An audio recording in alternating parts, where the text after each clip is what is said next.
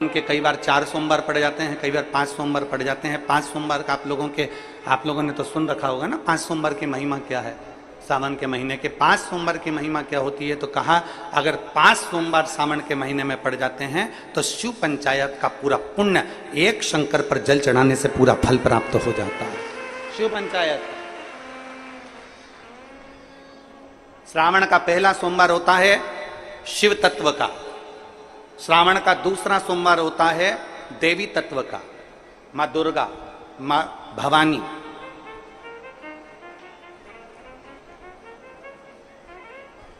आप लोगों ने शिव पंचायत शिव महापुराण की कथा पहले बाची, आप लोगों ने सुनी होगी। उसमें शिव पंचायत का वर्णन करा था। 5 देव,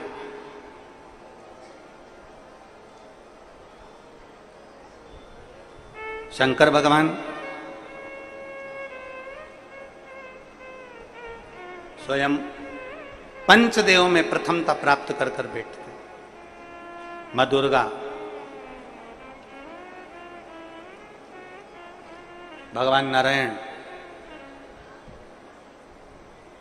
शिव पंचायत में, भगवान भास्कर देव और स्वयं भगवान शिव के सुंदर आनंद धारण करने वाले श्री गणेश पंच।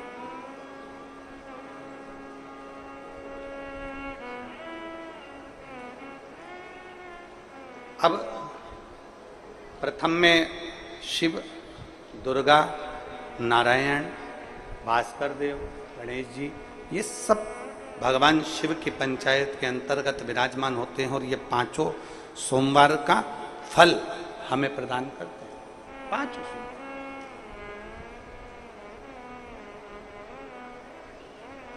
एक सोमवार की महत्वता है, एक सोमवार का क्रम है। कई माताएं उस क्रम को धारण भी करती हैं, ऐसा नहीं कि कई माताएं नहीं करती हैं, सबका अपना अपना नियम होता है। कोई शिव मंदिर में जाता है तो एक अक्षत, एक चावल का दाना शिव जी को समर्पित करता है, कोई मंदिर जाता है तो एक पुष्प शिव जी को समर्पित करता है, कोई मंदिर जाता है तो एक बेलपत्र शिव जी को समर्पित करता है, कोई मंदिर जाता है तो जल समर्पित करता है। सबका अपना अपना भाव है, जैसे तुम शिव को मना सकते हो। जैसे यहां भगवान शंकर को रिझा सकते, हर्षवर्धन भगवान शिव की भक्ति में रमा रहता था, शंकर के सिवा कोई भाता ही नहीं था उसको। शिव शिव है।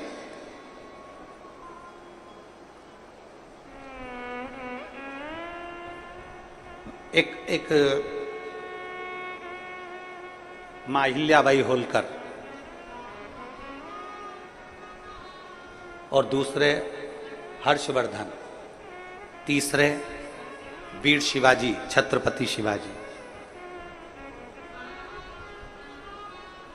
छत्रपति शिवाजी ऐसे भारत के कई राजा, भारत की कई रानी, भारत की भूमि के कई महाराजा, जिन्होंने इस पृथ्वी पर अपना अखंड राज्य करा और संसार को दिया है, वो शंकर को अपना लक्ष्य बनाकर चलते थे। जैसे मां अहिल्याबाई होलकर, मां अहिल्याबाई होलकर जब भी अपना पत्र लिखती थी, उस पत्र में कभी नहीं लिखती थी कि अहिल्याबाई का आदेश। कभी नहीं लिखा कि मां अहिल्या का या राजमाता अहिल्या का आदेश। जब भी पत्र मां अहिल्याबाई लिखती थी तो उसमें लिखती थी शिव का आदेश, महादेव का आदेश। अपने पत्र में कभी नहीं लिखा उसने, माता कभी नहीं लिखा उन्होंने कि मेरा आदेश। उन्होंने कभी नहीं लिखा मां अहिल्याबाई ने कि मेरा आदेश है। उन्होंने तो लिखा महादेव का आदेश है, उन्होंने लिखा कि शिव का आदेश है, उन्होंने लिखा शंकर का आदेश है। मेरा आदेश नहीं, ये मेरा आदेश नहीं है, ये शिव का आदेश है। और मतलब शिव का आदेश है तो पूरा कौन करेगा? शिव ही करेगा।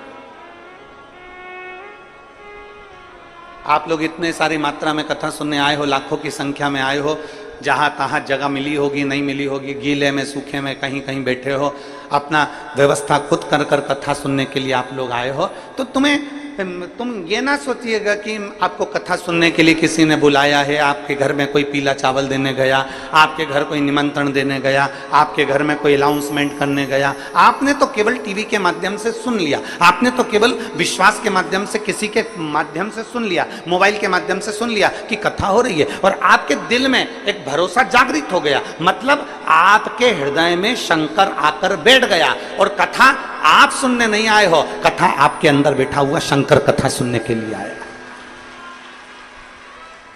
ये आदेश उसका है, अपना नहीं।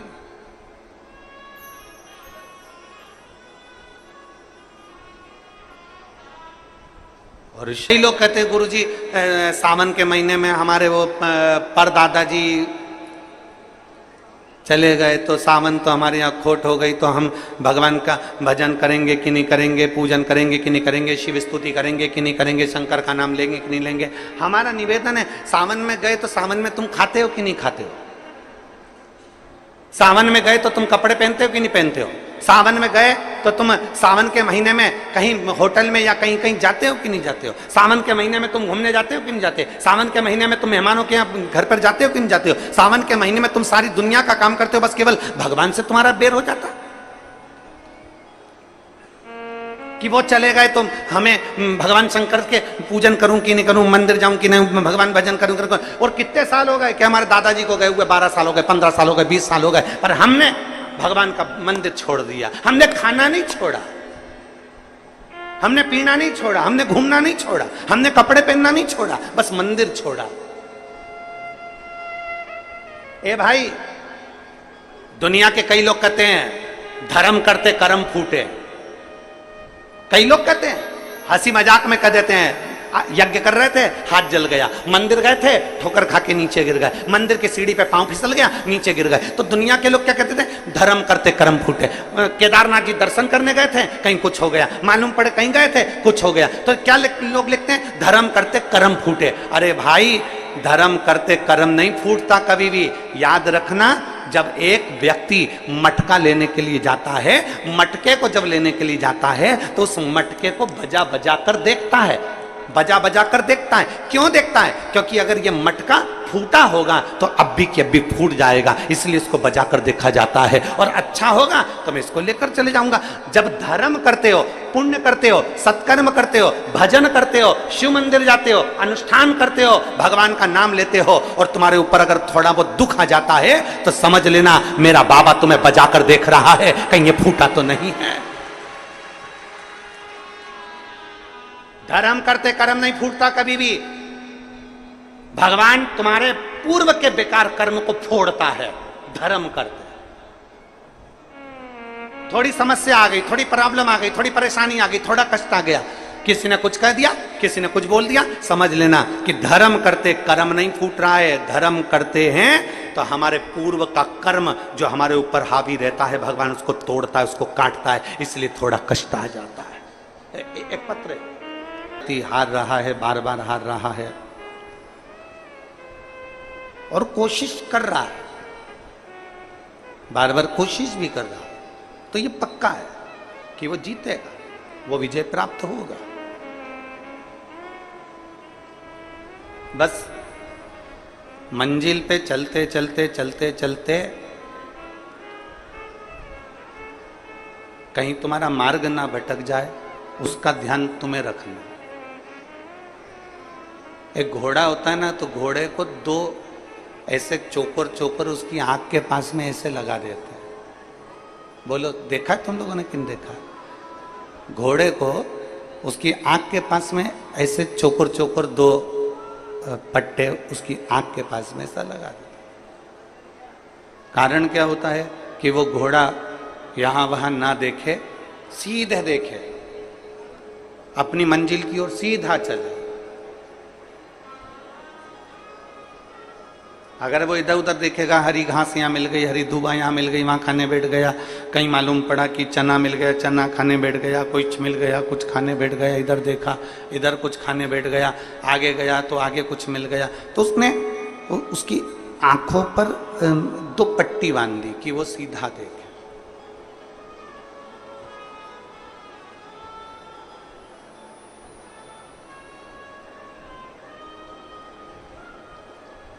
ये शिव महापुराण की कथा जो है ना, ये भी पट्टी का काम करती है। ये शिव महापुराण की कथा भी पट्टी का काम करती है।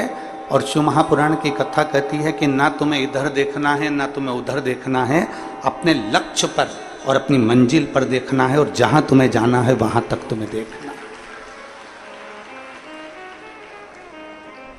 शिव पाने की ललकता है, भगवान शंकर को अपना बनाने की ललकता है, तो वो तुम्हारे अपने बनेंगे।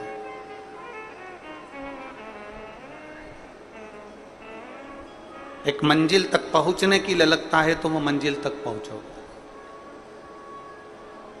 केवल तुम्हारा विश्वास जागृत होना चाहिए।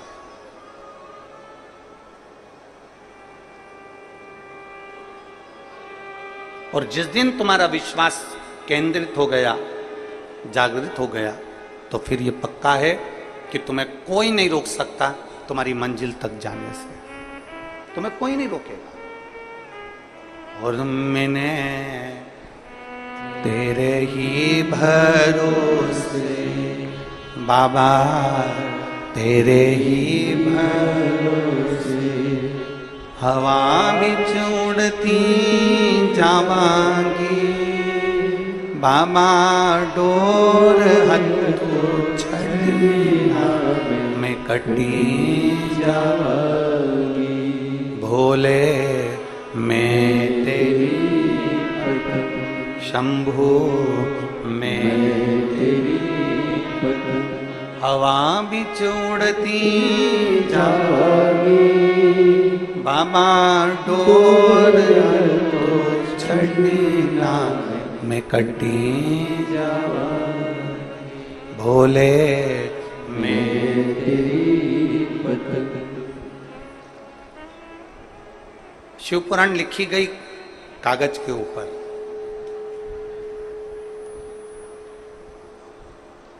गीता लिखी गई कागज के ऊपर। रामचरितमानस लिखी गई कागज के ऊपर। श्रीमद् भागवत लिखी गई कागज के ऊपर। क्यों लिखी गई? लिखने के लिए वस्त्र भी मिल जाते, लिखने के लिए और भी सामग्री मिल जाती, पर लिखा कागज पर गई है।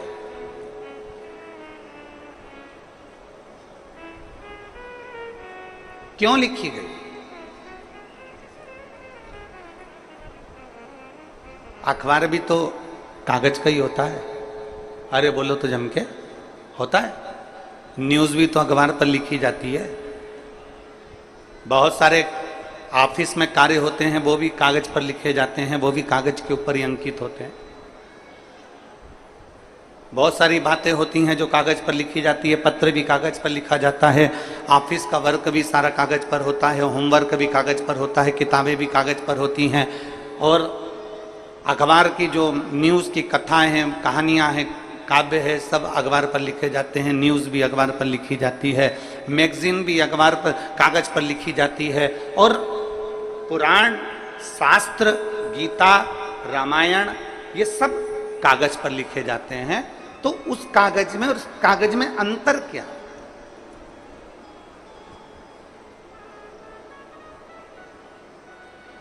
उस कागज में और इस कागज में अंतर क्या? सबसे बड़ा अंतर है कागज का, कागज एक ही है। अखबार छपने वाला कागज भी एक है, मैगजीन लिखने वाला कागज भी एक है, और किताबें बनने वाला कागज भी एक है, ऑफिस में काम होने वाला कागज भी एक है, और पत्र लिखने वाला कागज भी एक है, और पुराण लिखने वाला कागज भी एक है। केवल अंतर इतना है कि बाकी के जिन चीज़ों पर लिखा गया वो संसार की चीज़ें लिखी गई, और पुराण में जो लिखा गया वो परमात्मा की चीजें लिखी गई। और जो परमात्मा की एक बार बात लिखा जाती है वो फिर कहीं फेंकी नहीं जाती, उसको संजोकर पूजन के लिए, आराधना के लिए, साधना के लिए रखा जाता है। शिव महापुराण की कथा कहती है जैसे कागज एक है, बस अंकित क्या हो रहा है वो देखा जाता है, उसी तरह संसार में सब एक जैसे पैदा हुए हो। संसार में माता के गर्भ से जब जन्मे थे तुम्हें नहीं मालूम था कि तुम ब्राह्मण हो कि क्षत्रिय हो कि वैश्य हो कि शूद्र हो। माता के गर्भ से जब जन्मे थे तो तुम्हें नहीं मालूम था कि तुम्हारा शरीर पूरा है कि आधा है। माता के गर्भ से जब जन्मे थे तुम्हें नहीं मालूम था कि तुम गरीब हो कि अमीर हो। माता के गर्भ से जब जन्मे थे तुम्हें नहीं मालूम था कि तुम देख पाओगे कि नहीं पाओगे, सुन पाओगे कि नहीं पाओगे, चल पाओगे कि नहीं चल पाओगे, तुम्हें कुछ नहीं मालूम था।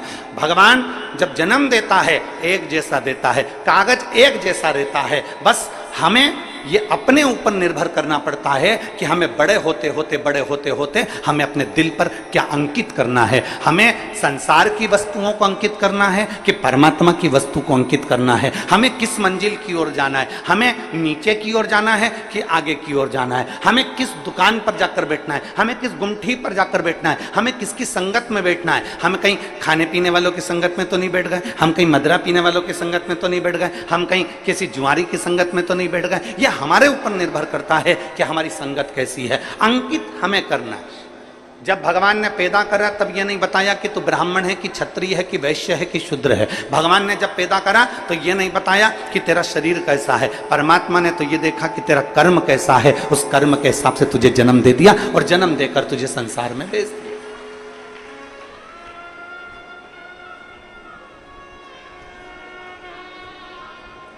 अब हमारे ऊपर निर्भर करता है कि हमें कैसे बनना।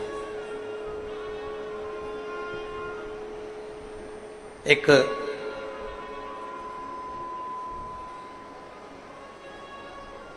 पृथ्वी के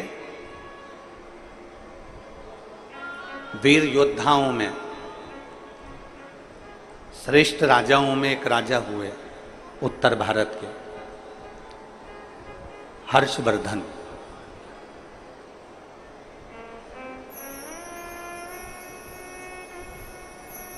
उत्तर भारत के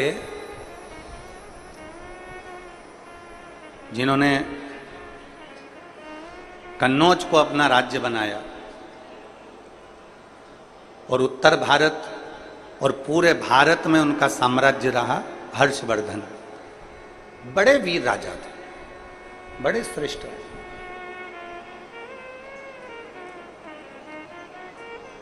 केवल एक पंजाब में उनका राज्य नहीं था, बाकी के सब जगह पर उनका राज्य था, सब।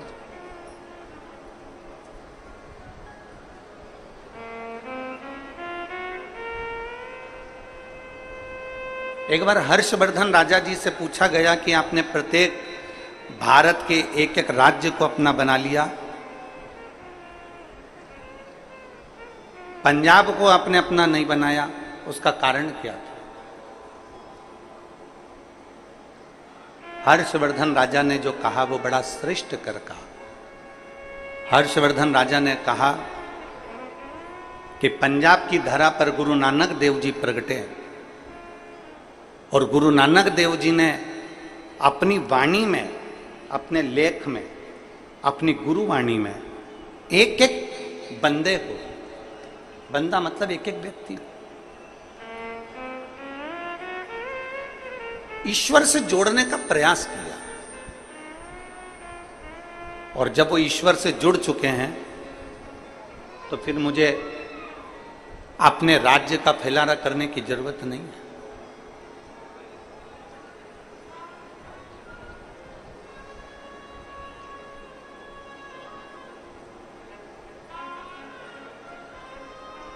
भारत की भूमि के ऐसे संत गुरु नानक देव जी,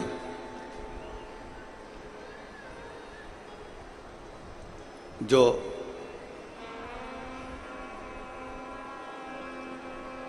महाराष्ट्र की पवित्र भूमि पर जाते हैं, नागेश्वर में पहुंचते हैं और औंडा नागनाथ के मंदिर के बाहर बैठ जाते हैं और अपने साथ में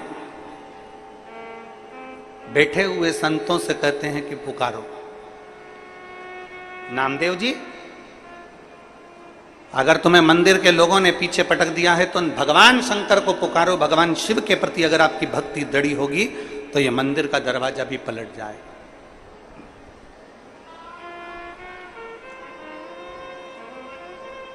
गुरु नानक देव जी के कहने पर संत नामदेव जी ने भगवान को पुकारा और भगवान देवादिदेव महादेव ने ऐसी कृपा कर दी थी कि वो नागेश्वर का मंदिर पलट दिया था। आज भी अगर महाराष्ट्र में आप दर्शन करने जाएं तो बड़ा सुंदर शिव का मंदिर है औंढा नागनाथ का। आप लोगों में से कोई गए दर्शन करने के लिए? कोई गए हो तो हाथ उठाओ जरा। गए न? गए? और बहुत अच्छी बात है। कभी अगर मौका मिले महाराष्ट्र में तो औंढा नागनाथ जी का मंदिर बड़ा सुंदर। बस ये है कि वो थोड़ा मंदिर में जो शिवलिंग है वो छोटा सा नीचे की ओर है, तो थोड़ा धीरे से उसको जाना पड़ता है। एक दो लोग जाते हैं, फिर एक दो लोग निकल जाते हैं, तब एक दो लोग अंदर जाते हैं। ऐसा मंदिर का केवल एक भक्त के लिए। गुरु नानक देव जी के कहने पर, संत नामदेव जी के कहने पर भगवान शंकर ने अपने मंदिर का दरवाजा बदल दिया था।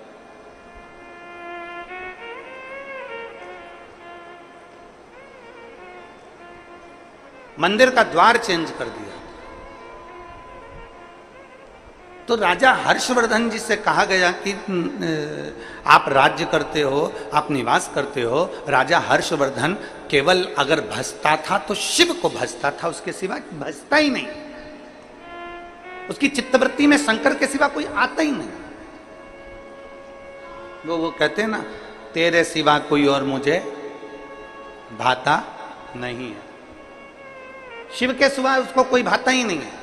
राजा हर्षवर्धन शंकर की भक्ति में ऐसे रम गए, ऐसे रम गए, ऐसे रम गए, ऐसे रम गए कि सुबह से शाम तक अपना राज्य संभालना और शंकर की भक्ति धारण करना। ओम नमः शिवाय, नमः शिवाय, श्री शिवाय नमस्तुभ्यम, स्मरण करते रहना, स्मरण करते।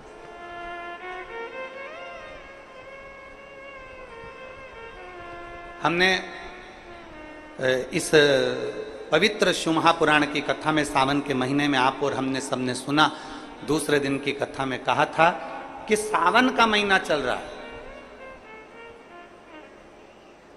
अपने घर में अगर कोई भी आए या आप किसी से मिलें, तो हमने दूसरे दिन की कथा में आप और हमने सुना था कि प्रयास करो।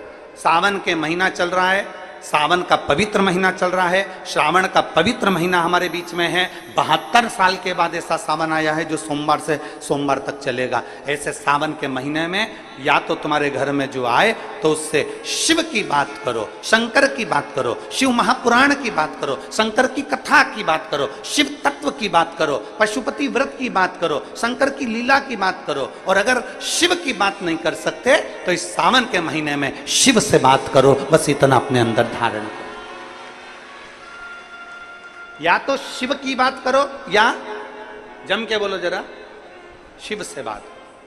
दो ऑप्शन हैं, बस इसमें से एक पकड़ लो। या तो हमें शिव की बात करना है और हम शिव की बात नहीं कर सकते तो शिव से बात करो।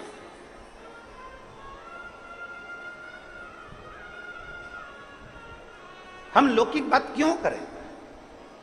हम सांसारिक बात क्यों करें?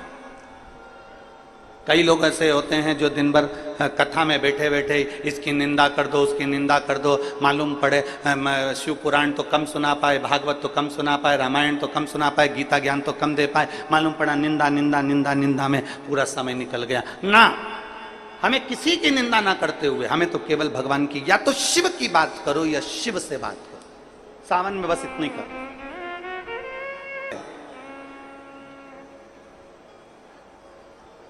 पांच सोमवार का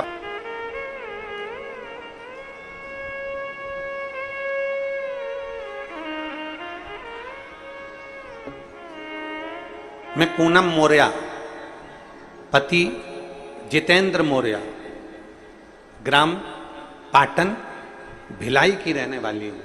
कहीं बैठी हूं तो हाथ हिला सकते हैं। मैं पूनम मौर्य, पति जितेंद्र मौर्य, ग्राम पाटन भिलाई की रहने वाली हूं। हाथ हिलाओ एक बार।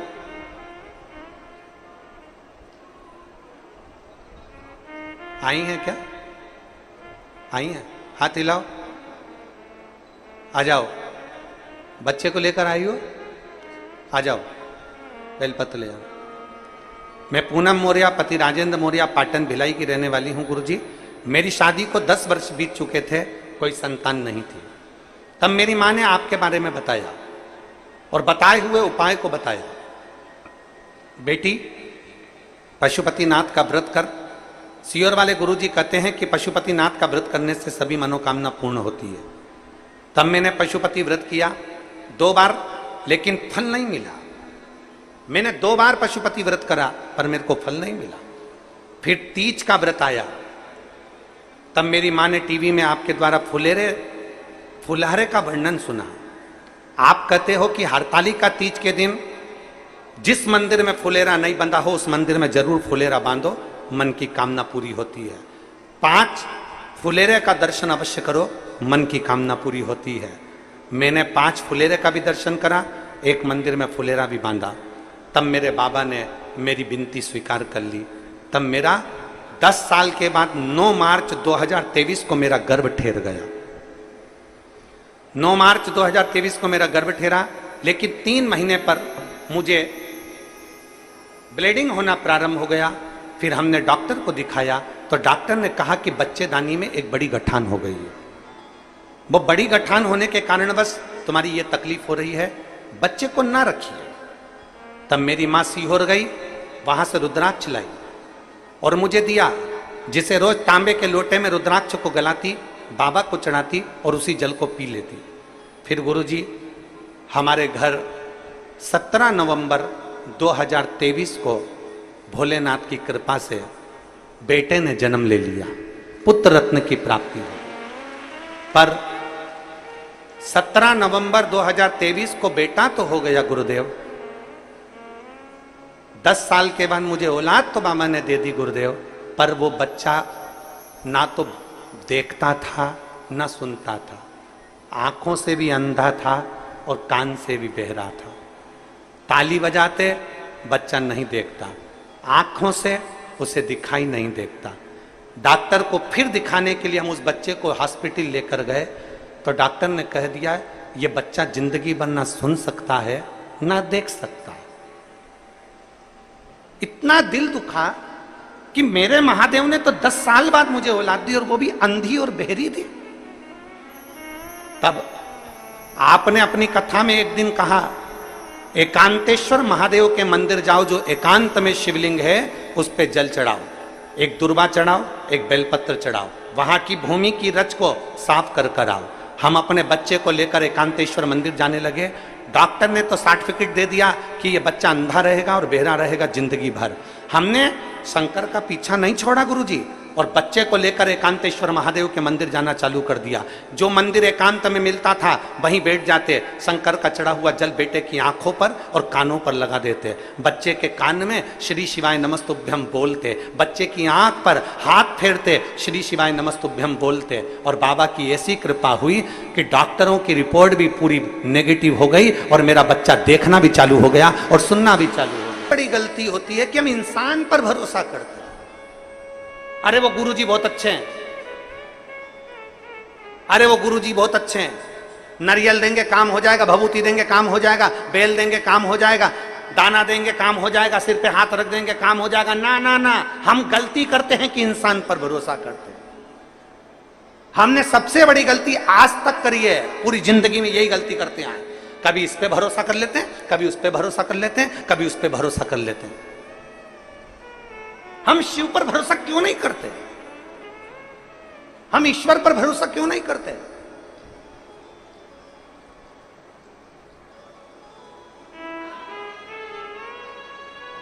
हम उस परमात्मा के भरोसे क्यों नहीं रहते? अपनी मेहनत, अपनी लगन, अपना परिश्रम। और जैसे छत्रपति शिवाजी से पूछा गया था, छत्रपति शिवाजी आप किस पे भरोसा करते हो? छत्रपति शिवाजी कहते हैं मैं अपने देवाधिदेव महादेव पर भरोसा करता हूं, शिव पर भरोसा। जब युद्ध लड़ने के लिए छत्रपति शिवाजी की सेना आगे बढ़ती थी तो एक ही नारा लगता था, हार हार महार।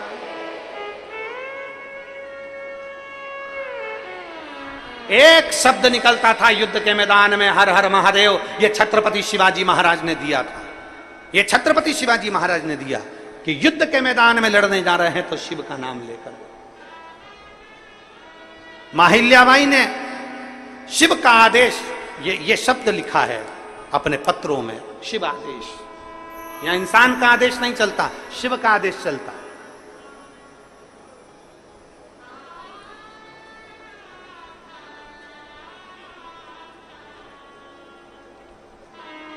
हम इंसान को भगवान बनाने का प्रयास करते हैं, हम भगवान को भगवान नहीं बनने देते। हम भगवान को तो बहुत नीचे लाकर छोड़ देते हैं और इंसान को भगवान बना देते हैं। अरे उनके अंदर ये वो इतना चंदन लगा लिए, वो उनने बाल बढ़ा लिए, उनने दाढ़ी बढ़ा ली, उनने ये कर लिया, उनने वो फैशन कर लिया, उनने वो फैशन कर लिया, उनने इतनी कंठी पहन ली, उनने इतनी माला पहन ली और हमने उनको भगवान बना दिया। ना ना ना, इंसान को भगवान मत बनाइए, इंसान को इंसान रहने दो और भोलेनाथ को भोलेनाथ रहने दो, भगवान को भगवान रहने दो। हम क्यों भटक रहे हैं?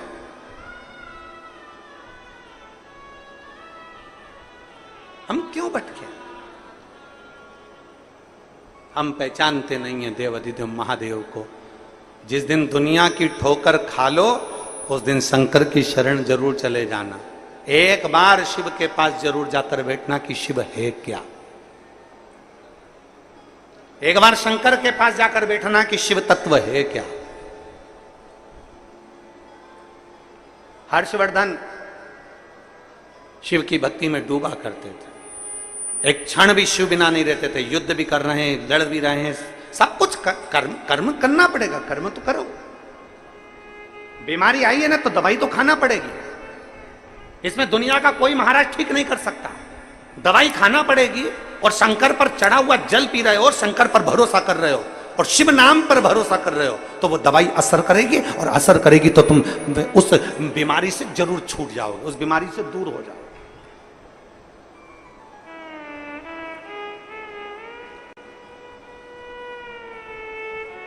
अरे दुनिया का कोई महाराज ऐसा बता दो जिसको तकलीफ हुई हो, बीमारी आई हो और वो ऐसे ही ठीक हो गया ना। दवाई तो लेना पड़ेगी, पर उस दवाई में भी विश्वास की जरूरत है।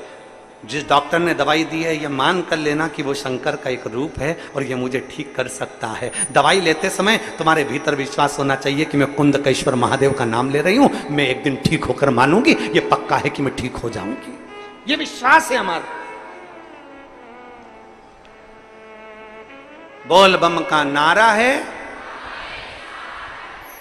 हम शंकर के दरवाजे पर क्यों जाते हैं? हम कांवड़ चढ़ाने क्यों जाते हैं? हम शिवजी पर कांवड़ का जल चढ़ाने क्यों जाते हैं? अभी अभी सीहोर में देख लो, महाकाल में देख लो, बाबा बैद्यनाथ जी में देख लो, बाबा धाम में देख लो, तुम्हारे छत्तीसगढ़ के कई शिव मंदिरों में देख लेना, हरिद्वार देख लो, नीलकंठ देख लो, चाहे काशी देख लो, सारी दुनिया में कांवड़ चढ़ रही है। सीहोर जाओ तभी पूरे महीने बाबा की कांवड़ चढ़ती है सीहोर में। सीवन नदी का लोग जल भरते हैं और माँ सीवन का जल भरकर कुबेरेश्वर धाम तक कांवड़ लेकर जाते हैं। लोग स्टेशन पर जैसे ही उतरते हैं, उतरते से ही पहले कुबेरेश्वर धाम नहीं जाते, सीधे सीवन नदी के तट पर जाते हैं, नदी चौराहे, वहां से जल भरेंगे सीवन नदी का और वहां से पैदल चल देंगे बेग टांग टांग के कांवड़ लेकर। किसी इंसान के पास नहीं जा रहा है, कांवड़ का जल लेकर किसी मनुष्य के पास नहीं जा रहा है, कांवड़ का जल लेकर किसी मनुष्य के पास, किसी महाराज के पास नहीं जा रहा है।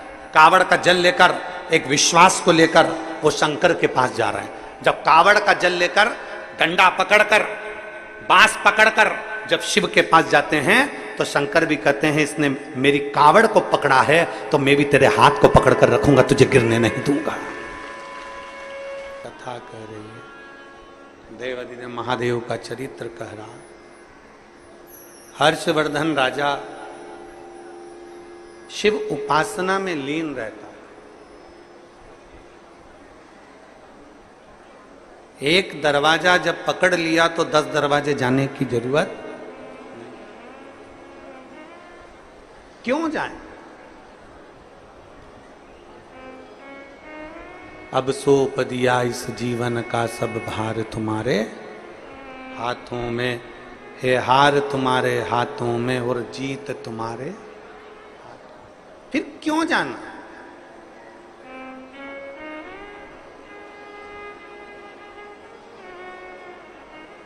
क्यों भटके हम?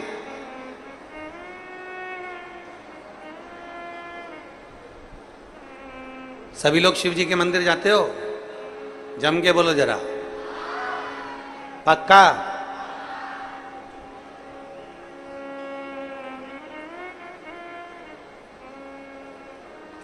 अब तुम भोलेनाथ जी तक पहुंचे हो, शंकर जी के मंदिर तक पहुंचे हो,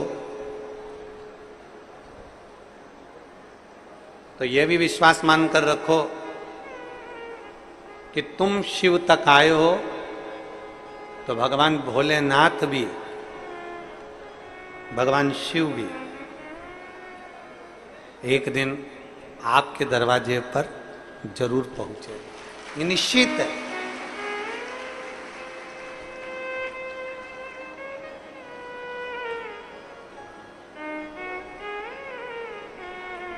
आप अगर शंकर तक पहुंचे हो, आप अगर शिव तक गए हो,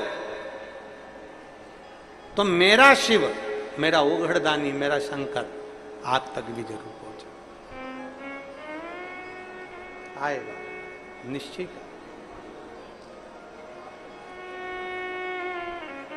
राजा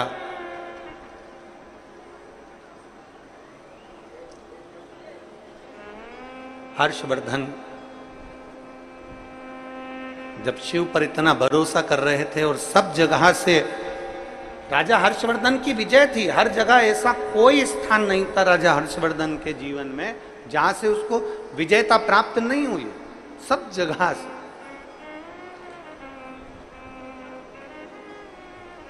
एक दिन उसी की परीक्षा, जब भगवान शिव की भक्ति में जो ज्यादा जुड़ा रहता है, शंकर की भक्ति में जो ज्यादा रमा रहता है, तो उसकी परीक्षा भी शिव लेते हैं, क्योंकि शंकर उसको स्वीकार करते हैं ना।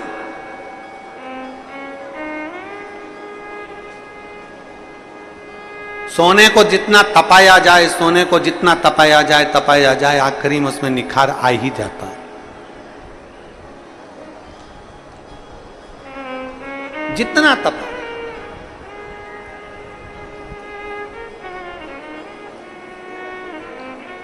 बस यह है कि थोड़ा समय लग सकता है।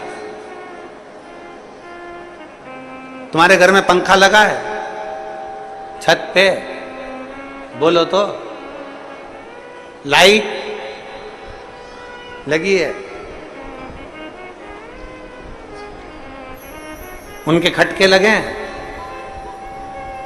अरे बोलो तो, जम के लगे हैं। लाइट का खटका बंद करते हो तो लाइट बंद हो जाती है। हाँ,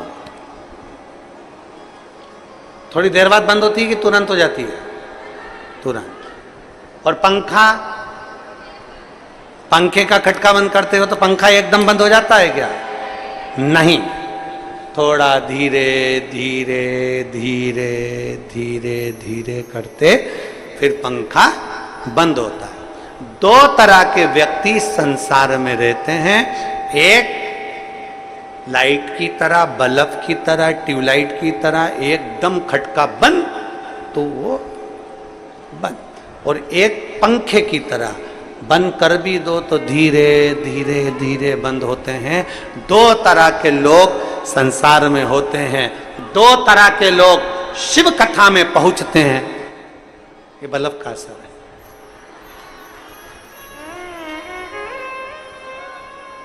दो तरह के लोग कथा में पहुंचते हैं, एक बल्ब की तरह, ट्यूबलाइट की तरह, एकदम कथा सुनी और खटका दबा, खटका दबते से ही वो शंकर का हो गया और शंकर उसके हो गए। एकदम खटका दबा और शिव का हो गया। लाइट की तरह खटका बंद बंद, एकदम शिव का हो गया। और दूसरा व्यक्ति ऐसा होता है, उसको कितना ही समझा लो, शंकर के मंदिर जा, मंदिर जा, मंदिर जा, जाएगा धीरे धीरे, एक बार, दो बार, तीन बार, चार बार ऐसा घूमेगा। मतलब धीरे धीरे, वो बड़ी मुश्किल से धीरे धीरे पंखा बंद होता है, मतलब धीरे धीरे मंदिर जाना चालू कर। कोई कोई लाइट की तरह है, कोई कोई पंखे की तरह। खटके सबके हैं,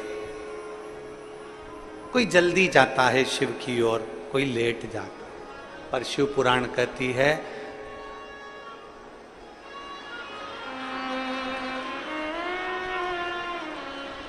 लाइट भी कह रही हमारी कथा की है तो हम तो मचकेंगे।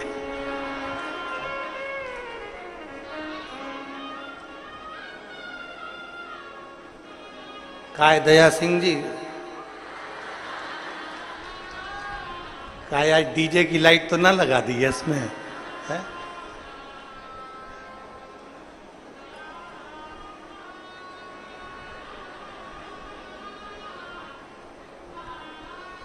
शिव कृपा है, बहुत बहुत आनंद है। हर हर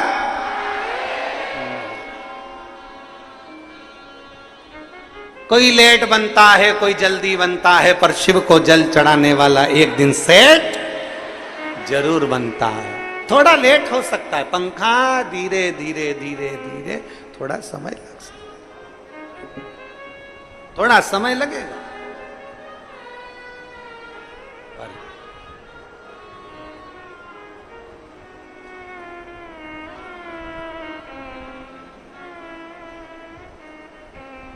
थोड़ा समय लग सकता है, पर मेरा शिव मिलेगा जब।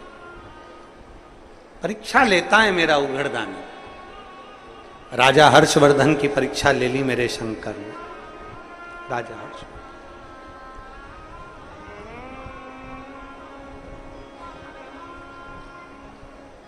और राजा हर्षवर्धन की परीक्षा ली जब मेरे शंकर ने, एक ब्राह्मण का रूप लेकर हर्षवर्धन के सामने आ गए। राजन, तू शिव का भक्त है, शंकर का उपासक है, शिव की पूजन करता है, तो शंकर जैसा बनो ना।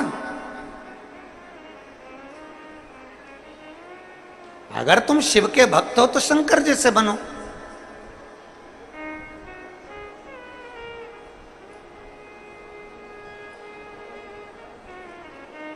संसार के लोगों की कथा में और शिव महापुराण में बस यही अंतर है।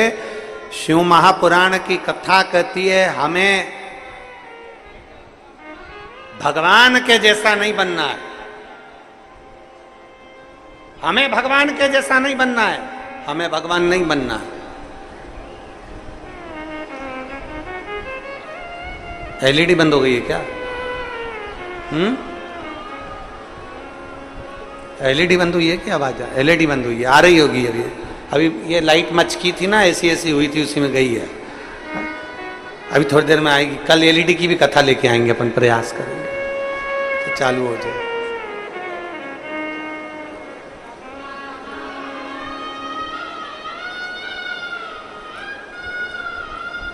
थोड़ा समय लगता है पर मिलता जरूर, ओगड़दानी जरूर आता। अब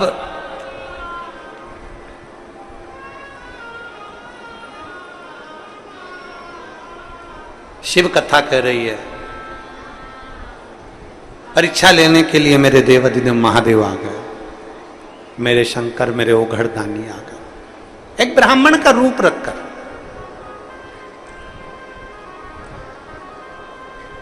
बहुत परीक्षा लेता है शिव, बहुत। जैसे जैसे शिव के नजदीक आते चले जाओगे वैसे वैसे शिव परीक्षा लेना प्रारंभ कर देगा आपकी। बहुत परीक्षा लेता है। एक पत्र है,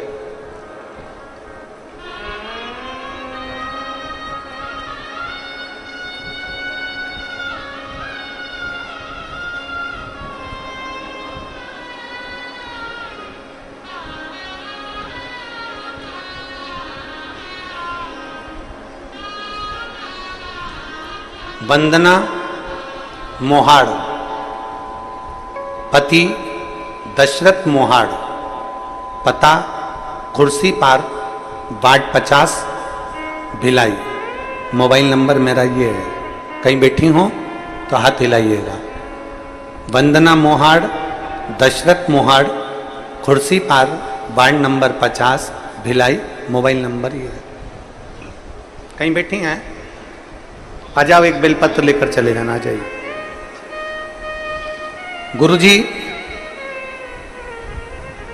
मेरे भाई की तबीयत अचानक से खराब हो गई, हम लोग हॉस्पिटल लेकर गए तो वहां वेंटिलेटर पर रख दिया। फिर थोड़ा सा ठीक हुए तो उन्हें वेंटिलेटर पर से हटाया, सोनोग्राफी के लिए लेकर गए। सोनोग्राफी करने पर और बहुत सारी जांचें करने पर पता चला कि उनको कैंसर हो गया। और कैंसर हो गया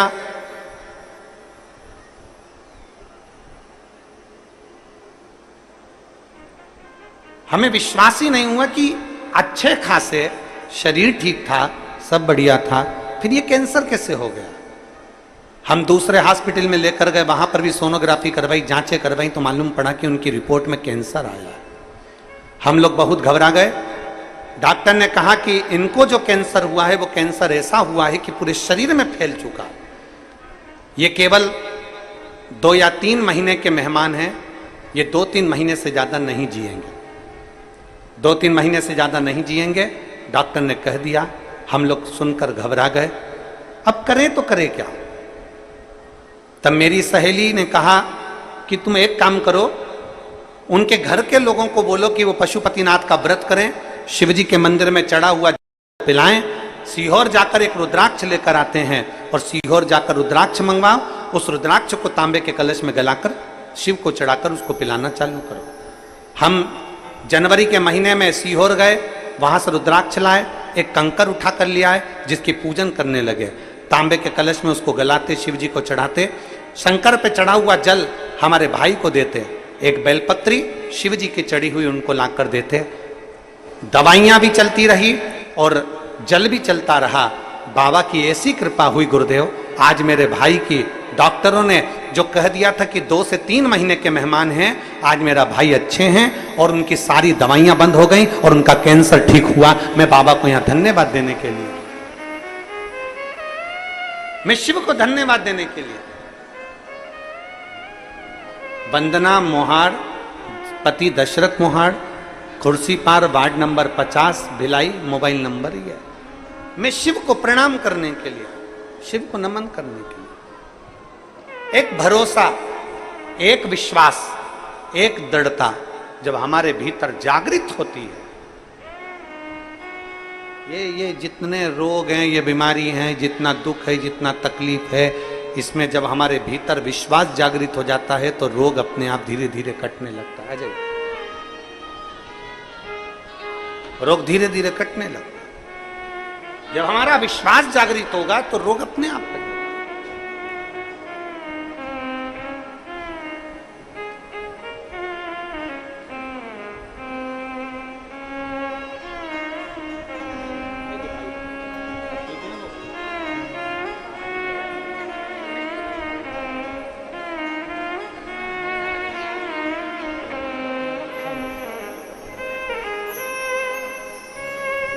एक विश्वास हमारे भीतर जब जागृत होता है, एक भरोसा हमारे भीतर जब जागृत होता है, और विश्वास और भरोसे के साथ जब हम चलते हैं तो शिव हमारे शब्द को, शिव हमारे हृदय की बात को, शिव हमारी वाणी को अवश्य श्रवण करें।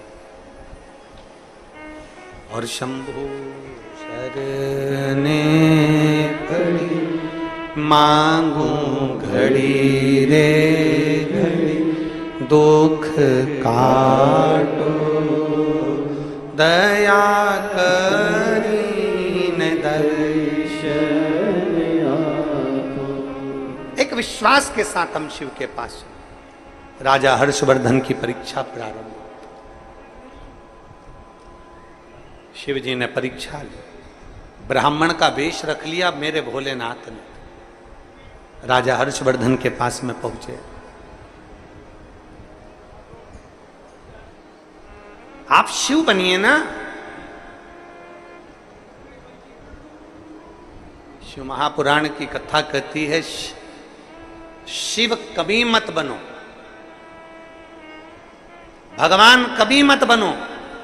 शिव महापुराण की कथा कहती है, भगवान के चरणों का कोई दास हो, उस दास का भी कोई दास हो, उस दास का भी अगर कोई दास हो तो उसके चरणों की धूल बन जाओ, पर भगवान बनने का प्रयास मत करो।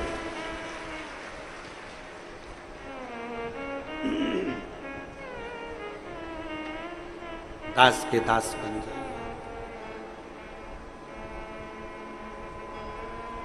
आश्चर्यित हो गए। राजा हर्षवर्धन ने ये विचार कर लिया। राजा हर्षवर्धन ने विचार करा, सामने ब्राह्मण आया और ब्राह्मण ने कहा, आप शिव क्यों नहीं बनते, आप शंकर क्यों नहीं बनते? राजा हर्षवर्धन ने कितनी सुंदर बात कही। राजा हर्षवर्धन कहते हैं, मैं शंकर कभी नहीं बन सकता, मैं शिव कभी नहीं बन सकता, मेरी सामर्थ्यता नहीं कि मैं शंकर बन जाऊं।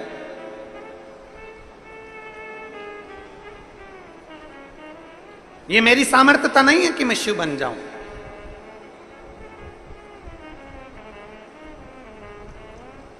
कितने सारे लोग देखो, किसी के शरीर में देवी आ सकती है, हम मानते हैं। किसी के शरीर में देवता आ सकते हैं, हम मानते हैं। पर किसी के शरीर में शंकर जी आ जाएं, हम बिल्कुल नहीं मानते।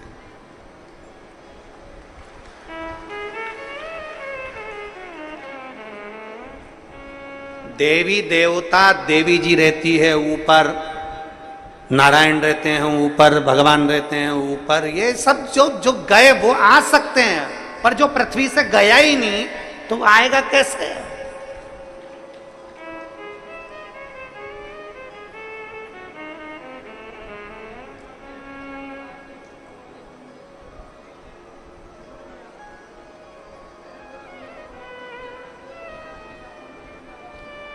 वो कहते हैं ना, ये एक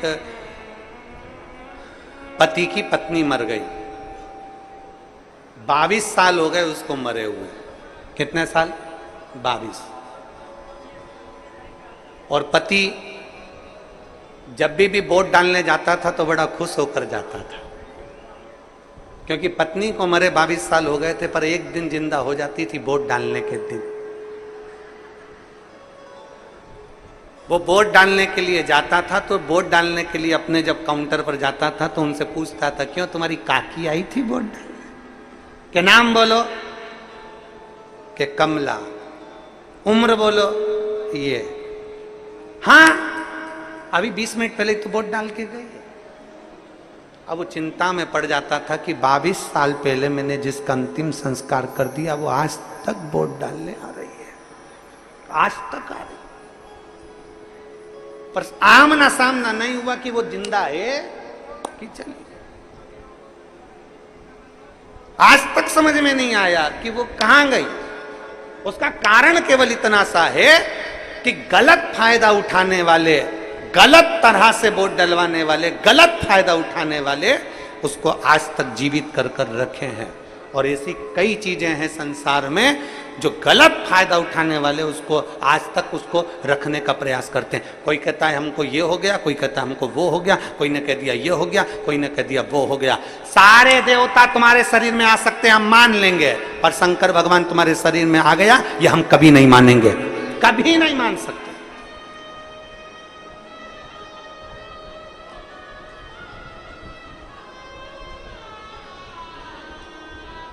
जिंदगी भर नहीं मान सकते कि शिव किसी के शरीर में आ सकता है, नहीं।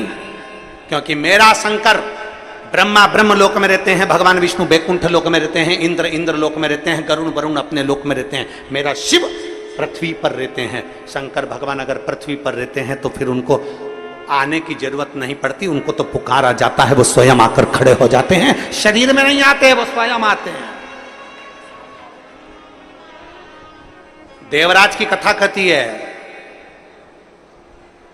देवराज ब्राह्मण की कथा कहती है, देवराज के जब प्राण छूटे तब शंकर भगवान नंदी लेकर आए।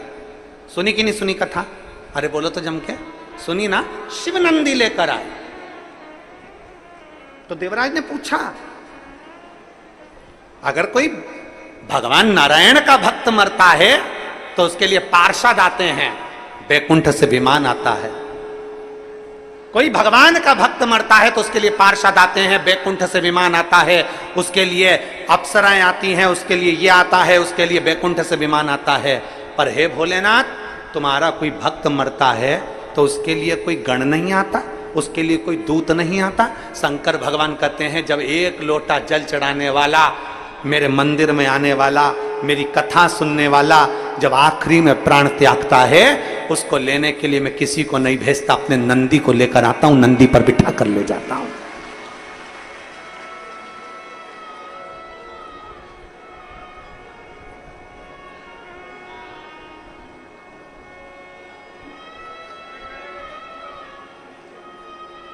ये हमारे ऊपर निर्भर करता है कि हम क्या।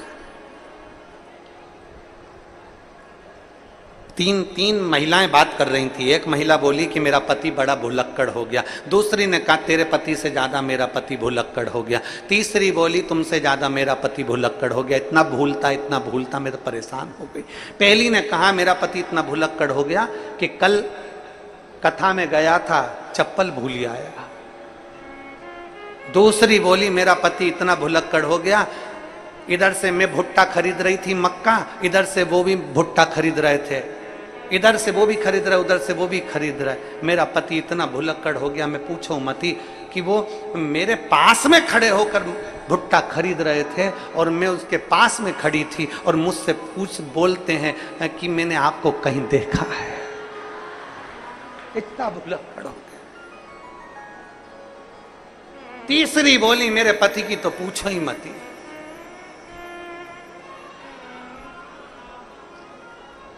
मेरे पति की मत पूछो। मैं भी ब्यूटी पार्लर गई थी, मेरी पड़ोसन भी ब्यूटी पार्लर गई थी। मैंने अपने पति को फोन लगाया था कि मुझे लेने के लिए आ जाओ, वो बाहर गाड़ी लेकर खड़े थे। मैं तो अंदर धागे से ऐसा करवा रही थी, इतने में मेरी पड़ोसन निकल कर गई, उनकी गाड़ी पर बैठ गई, वो उसको ही लेके चले गए। इतने ध्यान में हम सब कुछ मान लेंगे। कोई कहेगा ना कि देवता आए शरीर में, हम मान लेंगे। कोई ने कहा देवी आ गई, हम मान लेंगे। कोई ने कहा ये आ गए, हम मान लेंगे, क्योंकि होता है, कोई कोई हो सकता है आ जाए तो हम मान लेंगे। पर शंकर किसी के शरीर में आ रहा है कि हम कभी नहीं मानेंगे। भूताना भविष्य थे, कभी मानेंगे।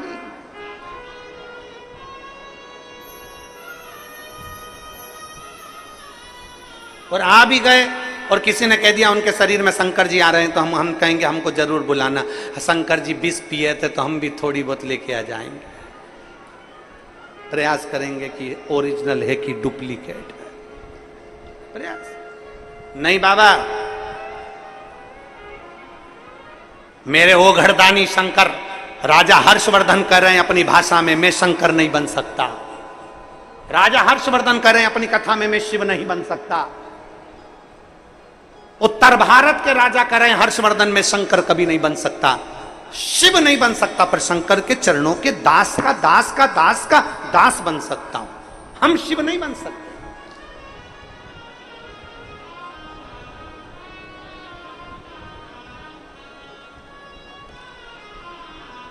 मैं दास बन सकता हूं पर शिव नहीं। ठीक है, ब्राह्मण के रूप रखे भगवान शंकर ने कहा अगर तुम शिव नहीं बन सकते तो शंकर जैसा तुम दान तो कर सकते हो। रावण को उन्होंने सोने की लंका दी, भस्मासुर को उन्होंने सोने का कंगन दिया, सबको उन्होंने सब कुछ दिया, तुमने क्या दिया? तो इतने में हर्षवर्धन राजा बोले हाँ इतना जरूर कर सकता हूं कि शिव जैसा दान मैं भी कर सकता हूं, तो चलो मेरे साथ दान करने। अपने राज्य कन्नौज से निकले हर्षवर्धन राजा। भविष्य पुराण की कथा कहती है हर्षवर्धन राजा अपने राज्य से निकले और निकलकर सीधे रथ पर अपना सारा अंबारी सोना चांदी हीरा पन्ना नगर में जितना भी था पीतांबर अंबर सोना चांदी जो जो था सारा की सारा गाड़ियों में भर लिया। राजा हर्षवर्धन प्रयागराज की भूमि में चले गए।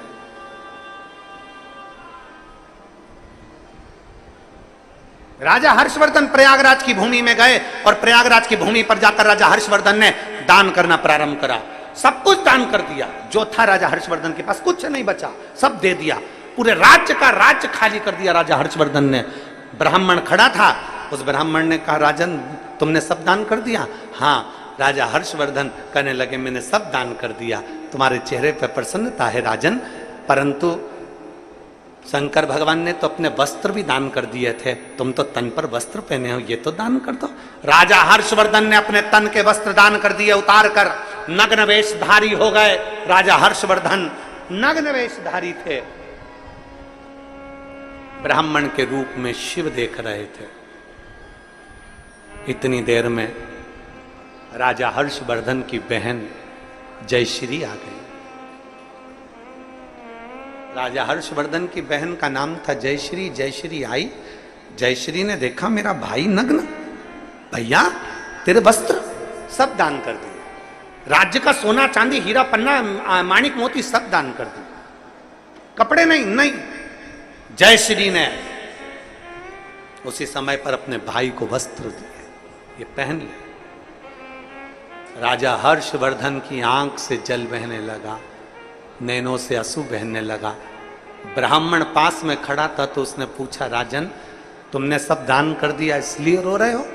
राजा हर्षवर्धन कहते हैं, नहीं, मैं शंकर जी को धन्यवाद दे रहा हूँ, मेरे शिव को धन्यवाद दे रहा हूँ कि जब मैं पैदा हुआ था एक भी कपड़ा साथ नहीं लाया था, पैदा होने के बाद भी उसने कपड़े दिए थे, और आज फिर नंगा हुआ तो कपड़े उसी ने दिए हैं।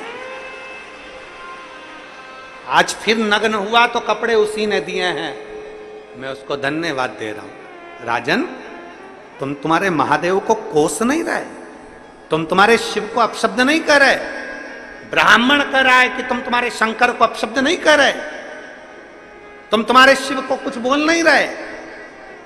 राजा हर्षवर्धन ने कहा, ब्राह्मण देवता मेरे शंकर को क्या मैं अपशब्द कहूं, उसने ये जीवन दिया है, इतना विश्वास रखता हूं मैं कि मैंने दान किया है ना, तो मेरा महादेव मुझे कभी खाली नहीं रख सकता, ये भी मैं जानता हूं, मेरा शिव खाली नहीं रख सकता,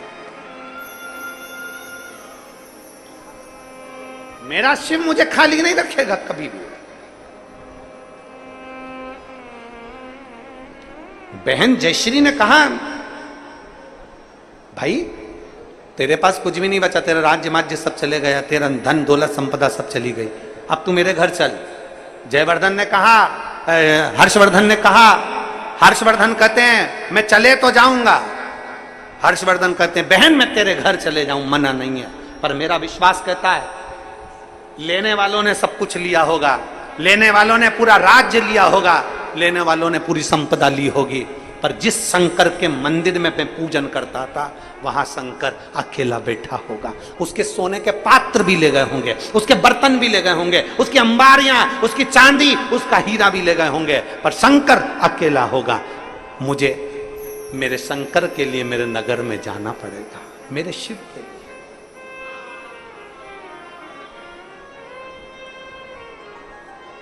शिव के लिए। कई लोग हमसे कहते हैं, महाराज तुम बड़े खुश रहते हो, तुम्हारी प्रसन्नता का कारण क्या है? दुनिया के लोग तुम्हें गाली देते, ताना देते, अपशब्द कहते, दुनिया के लोग ना जाने कितना कितना अपशब्द तुमको बोल देते, तो भी तुम हंसते रहते हो, मुस्कुराते रहते हो, उसका कारण क्या है? उसका केवल एक कारण है कि जो मंदिर बंद पड़े थे, जिन मंदिरों में जाले लगे थे, जिन मंदिर में ताले लगे थे, आज वो मंदिर खुले पड़े हैं, इसकी प्रसन्नता है।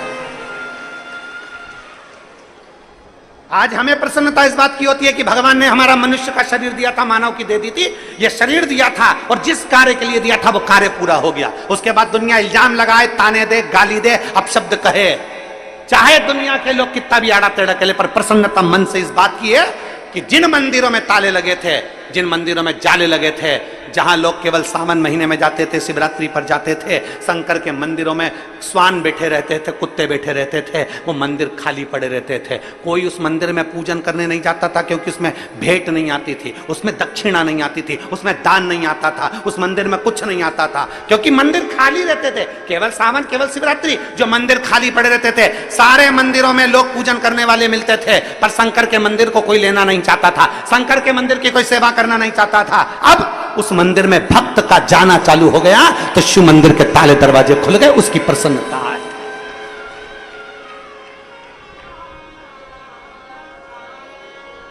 उसकी एक प्रसन्नता हमारे जीवन में है, वो मंदिर के ताले खुले, वो मंदिर के गेट। राजा हर्षवर्धन कह रहे हैं, मैं मेरे सत्ता के लिए, वैभव के लिए, धन के लिए नहीं जाऊंगा, मेरे महादेव के लिए जाऊंगा, मेरा महादेव का शिवलिंग वहां पर है। अब ये सोचकर आप अगर शंकर के लिए सोच रहे हैं, आप अगर शिव के लिए सोच रहे हैं, आप अगर महादेव के लिए सोच रहे हैं, आप अगर भगवान शंकर के लिए विचार कर रहे हैं, आप अगर भगवान शंकर के लिए विचार कर रहे हैं, तो ये निश्चित है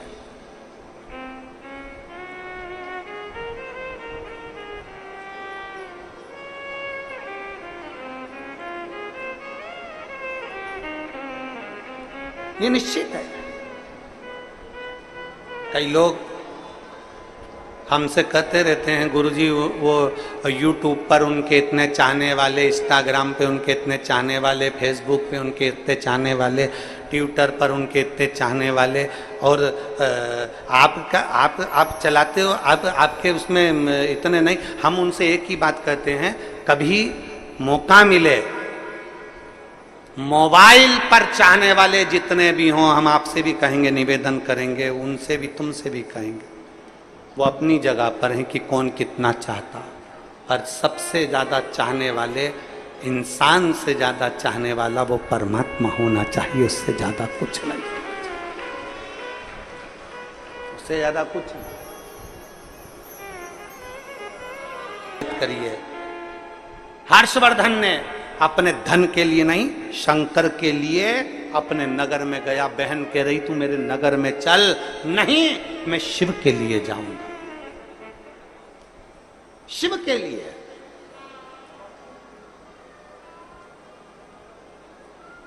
मैं शंकर के लिए जाऊंगा, मैं किसी के लिए नहीं, मेरे शिव के लिए जाऊंगा। और सारी समस्या का हल बोल बम का नारा है, मेरे शंकर के लिए जाऊंगा।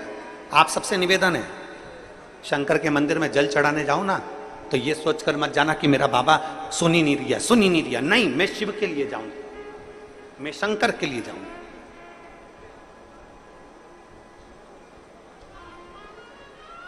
कैसे नहीं सुनेगा?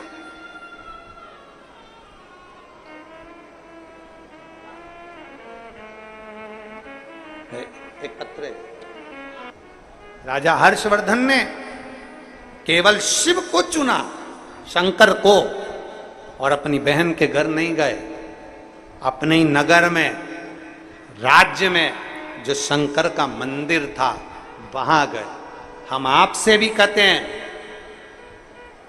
रोज कथा में कहते हैं, तुम्हारे घर के पास में, तुम्हारे नगर में, तुम्हारे मोहल्ले में, तुम्हारी कॉलोनी में, तुम्हारी सोसाइटी में, तुम्हारे क्षेत्र में जो शंकर का मंदिर हो, सबसे पहले वहां जाकर जल चढ़ाओ, क्योंकि वहां जल चढ़ाओगे तो एक ना एक दिन बाबा तुम्हें सीहोर तक कुबरेश्वर बाबा बुला ही लेगा। वहां जाओ।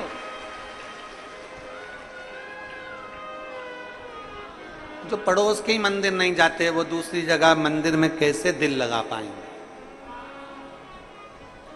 अब कई लोग कहते हैं गुरुजी हम पास के मंदिर में जाते हैं ना, तो लोग हमको अपशब्द कहते हैं, भैया आ गई। कई लोग कह देते हैं ये आ गई सीहोर वाले महाराज की चेली। कोई कहता है बताओ ये सावन के महीने में ढोंग कर रहे हैं। कोई कुछ कहेगा, कोई कुछ कहेगा, कोई कुछ कहेगा। एक बात आप लोगों से पूछें, तुम कभी टाकीज देखने गए हो फिल्म? अरे बोलो तो जम के, गए हो? टाकीज में फिल्म देखने जाते हो तो कभी कोई टोकता है क्या? बोलो तो जम के, नहीं। मॉल में घूमने जाते हो, सामान वामान खरीदने, बाजार में, वो कौन कौन से बाजार होते हैं बड़े बड़े, उनमें घूमने जाते होगे, सामान लेने जाते हो, कोई टोकता है तुमको? नहीं।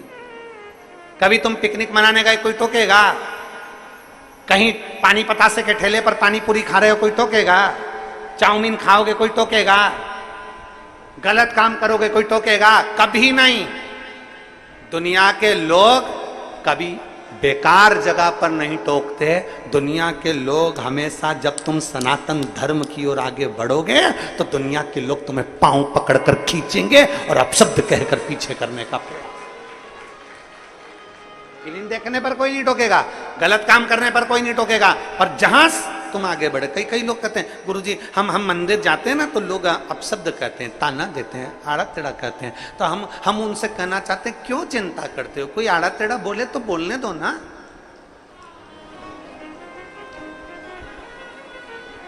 वो कौन सा एक लाइन थी, एक गाना गाया है ना किसी ने, वही है नाम वाला जो बदनाम है, ऐसा कुछ है। तेरे अंगने में मेरा क्या काम, ऐसा ही ना।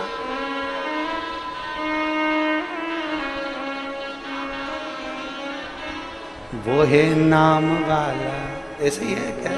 वो है नाम वाला, वो ही तो बदनाम है। अब वही बात है ना।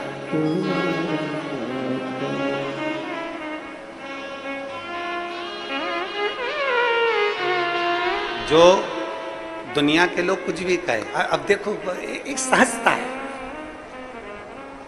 अगर तुम किसी से स्नेह करते हो ना तो ही तो लोग ताना देंगे। तुम किसी से स्नेह करते हो, प्रेम करते हो तो ही तो लोग अपशब्द कहेंगे। अरे देख लो तुम्हारे लड़के को, देखो जरा तुम्हारे लड़के को, वो उससे बात कर रहा था। देखो तुम्हारी मोड़ी को, छोरी को, वो उससे बात कर रही थी। मतलब कहीं प्रेम से जुड़े तो लोगों ने फिर कहना चालू करा, ये पक्का है जिस दिन तुम महादेव से प्रेम से जुड़ोगे ना तो लोग तुम्हें अपशब्द कहना चालू करेंगे, ताना देना चालू करेंगे। प्रेम बस जुड़िए।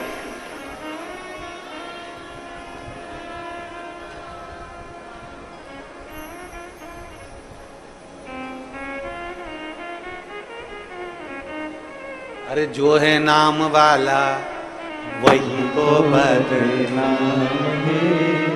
जो स्मरण करेगा, जो भजन करेगा, जो कीर्तन करेगा, मंत्र जाप करेगा, नाम जाप करेगा, सनातन धर्म की ध्वजा लेकर आगे बढ़ेगा, उसी को लोग बदनाम करेंगे। तुम क्यों चिंता करते हो? फिर से बोलो, अरे जो है नाम वाला वही तो बदनाम है। जो भगवान की विरल भक्ति को धारण करे, जो भजन में लग जाए, जो कीर्तन में लग जाए। जो रोज रोज कथा सुनने जाएंगे तो लोग ताना दे देंगे, ये चल दी, पागल हो गई है, बावरी हो गई है, मूर्ख हो गई है, अकल नहीं है, इनकी अकल तो ना जाने कहां चली गई है, लोग कहेंगे। अरे जो है नाम वाला वही तो बदनाम है। आप भजन करो, कीर्तन करो, मंत्र जाप करो, स्मरण करो, बहुत सुनना पड़ेगा, बहुत। आ जाओ।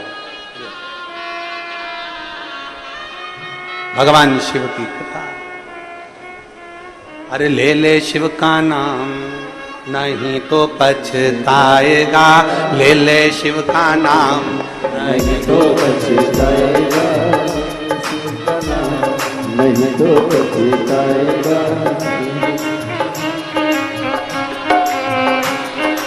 जिसके संग हो बोले उसका भी बड़ा नाम है, जिसके संग हो बोले उसका भी बड़ा नाम है। ले ले शिव का नाम तो पछताएगा, ले ले शिव का नाम नहीं तो पछताएगा।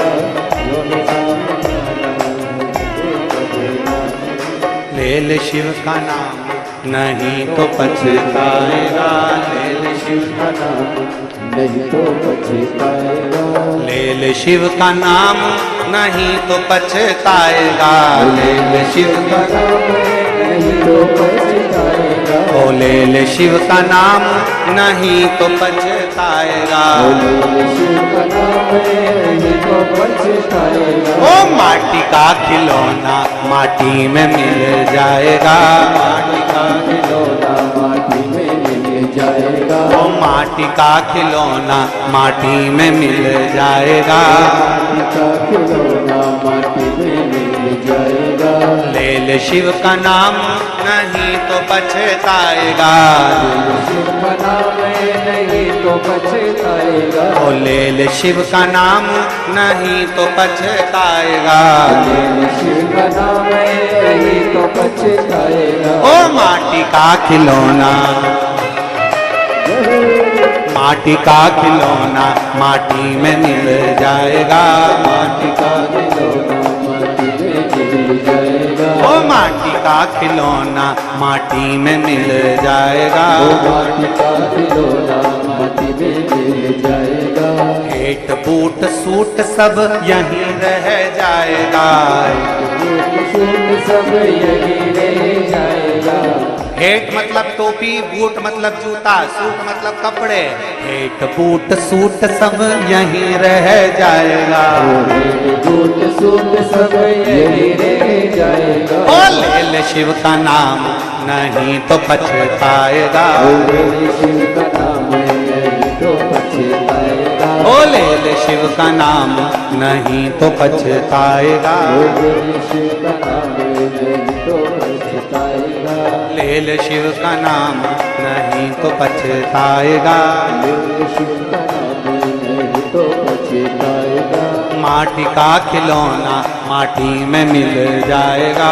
माटी का खिलौना माटी में मिल जाएगा। ओ माटी का खिलौना माटी में मिल जाएगा। माटी का खिलौना माटी में मिल जाएगा। हर महादेव। आज सोमवार है, अपनी जगह बैठकर एक बार बाबा से दिल से प्रार्थना करिए, बड़े भाव से निवेदन करिए। जहां जगह मिले वहां बैठकर भाव से कहिए। कहीं कीचड़ हो तो खड़े खड़े बोलिए, बाबा से प्रार्थना दिल से करिएगा भाव से। श्री शिवाय नमस्तुभ्यं। श्री शिवाय नमस्तुभ्यं। श्री शिवाय नमस्तुभ्यं। श्री शिवाय नमस्तुभ्यं। श्री शिवाय नमस्तुभ्यं। भोला सब दुख काटो हमारा। ओ भोला सब दुख काटो हमारा। शिव शंकर जपो तेरी माला। भोले बाबा जपो तेरी माला। भोला सब दुख काटो ओ भोला सब दुख काटो। वेश है मंगल मंगलकारी। वेश है मंगल मंगलकारी। शमशान वासी हमारा। शमशान वासी हमारा। ओ भोला सब दुख काटो ओ भोला सब दुख काटो। जैसे ही राजा हर्षवर्धन अपने नगर में गए, जितना दान करा था मेरे शंकर भगवान ब्राह्मण के रूप में जो मांगे थे, मेरे शिव ब्राह्मण के रूप में आकर वापिस उतना की उतना लौटा दिए। जितना दिया था उतना वापिस मिल गया। बोलो कुबरेश्वर महादेव की जय। राजा हर्षवर्धन ने जितना प्रयागराज में जाकर दिया, उससे 1000 गुना ज्यादा मेरे महाकाल बाबा ने राजा हर्षवर्धन को दिया। ये शिव तत्व है, औघड़ी है शिव। भगवान शंकर के कुंदकेश्वर स्वरूप का दर्शन आप और हम कर रहे हैं। एक बार जोरदार ताली बजाकर कुंदकेश्वर भगवान का स्मरण करेंगे। आज कथा का पंचम दिवस, आज कथा का पंचम दिवस है विराम की ओर। कल कथा का छठा दिवस रहेगा। परसों 7वें दिन की जो कथा रहेगी वो सुबह 8 बजे से 11 बजे तक रहेगी। परसों जो विराम दिवस की कथा रहेगी वो सुबह 8 बजे से 11 बजे तक रहेगी। बड़े भाव से आप और हम कथा का रसपान करेंगे, अपने जीवन को धन्य बनाएंगे। दोनों हाथ उठाकर एक बार हर हर महादेव। भगवान शिव की पवित्र कथा आनंद के साथ आप और हम श्रवण कर रहे हैं। 2 अगस्त को बाबा की शिवरात्रि पूजन होगी। आप और हम सब मिलकर बाबा की पवित्र शिवरात्रि का पूजन शाम को 7 बजे आस्था चैनल के माध्यम से, फेसबुक यूट्यूब के माध्यम से करेंगे। हर हर महादेव। आरती के लिए नाम के जय जय श्री राधे। सभी भक्तों को हर हर महादेव सदा जैसे कृष्णा श्री शिवाय नमस्तुभ्यं। व्यासपीठ को नमन करते हुए हम सबके प्रिय, हम सबके लाडले ठाकुर कल्लू जी महाराज के चरणों में नमन करते हुए, परम सत्य परम आदरणीय विश्वविख्यात पूज्य गुरुदेव के पावन चरणों को नमन करते हुए और आप सभी शिव भक्तों के चरणों में नमन करते हुए सुंदर आज पंचम दिवस की कथा हम सभी ने श्रवण करी और सुंदर आरती का समय भी हो चुका है। आरती में जिन भक्तों के नाम मंच से लिए जाएंगे वे अति शीघ्र मंच पे पधारे। आयोजक परिवार से बोलबम समिति